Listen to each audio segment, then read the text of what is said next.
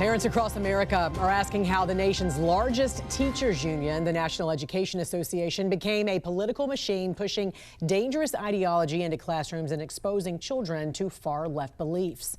Here to discuss this and more is Erika Sanzi, Senior Director of Communications at Defending Education. Good morning to you.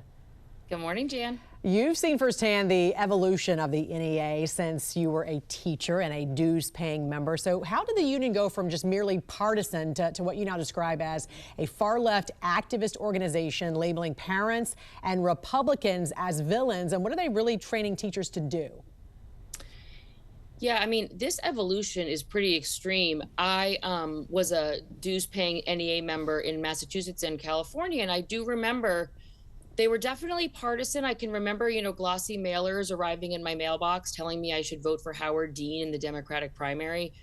But they seemed still sort of tethered to reality.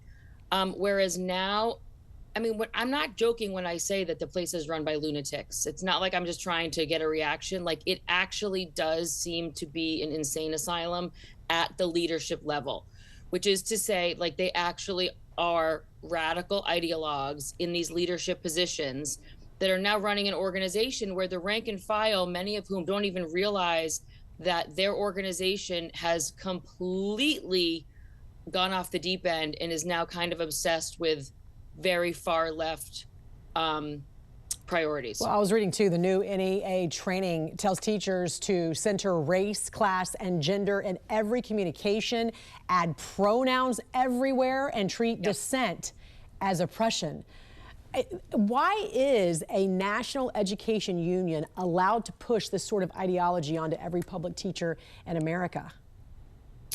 I mean, technically, they're a private organization, and something that's really important to know about them is, like, they have a special charter from the federal government because they're supposed to be promoting education, and they're even considered a patriotic organization. And they don't even pay property taxes in Washington, D.C. for their headquarters.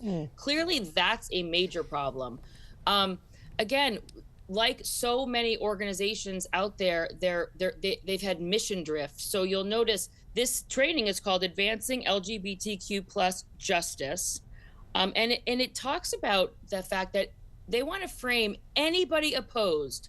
So if you're opposed, for example, to there being pronouns, everywhere on people, or if you're opposed to this organization prioritizing, they write up like samples so that if a teacher's transitioning their gender, they can use this template to announce that to the rest of the staff.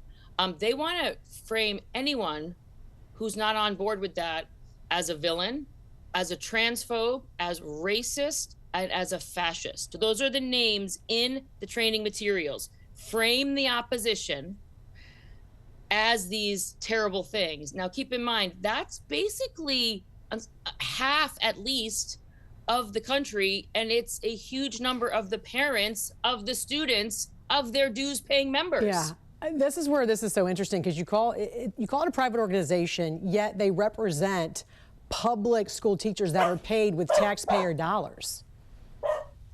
Yeah, exactly. So is there a default? Is there are you allowed not to join the union, or is this a default where you have to be part of this?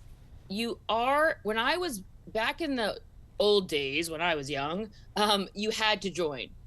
Now there are, because of a Supreme Court ruling, they do have the option not to join, but the default is that you're in unless you take specific steps to come out. And just like I would say, most rank and file NEA members have no idea that this training is even happening. Because even if a few hundred or a few thousand attend this, we're talking about millions of teachers. Correct. Right?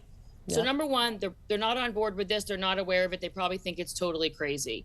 And so I think, and the same thing goes, so it's like, so many are thinking, why would I go through these steps to opt out of something when I'm not aware of how Correct. Absolutely insane they've gone? So now, do I think that there are true believers, and do I think increasingly the younger teachers are more true believers because they're marinating in these ideas in the teacher prep program?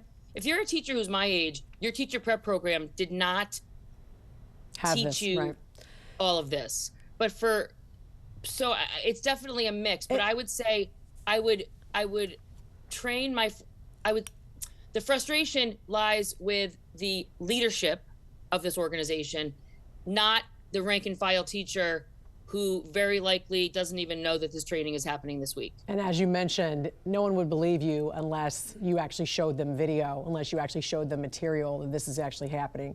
Oh, no, right. You'd have to show them this because that's how insane it actually is. And at the very least, we need people to understand, like, this isn't hyperbole, right? I don't usually use the word radical because it's overused. In this case, this is a radical organization at this point. It's a very fascinating article that you wrote in regards to this, and folks can check it out on the website, right, at Defending Education, if they want to read more about it. I actually wrote it at Outkick, so if they were to Google put my name in and then Outkick, it'll come up, yeah. All right, Erika Sanzi, Senior Director of Communications at Defending Education. Always a pleasure to talk to you. I hope you have a great weekend. Stay warm Great where to you see are. you, Jan. You too. Thanks.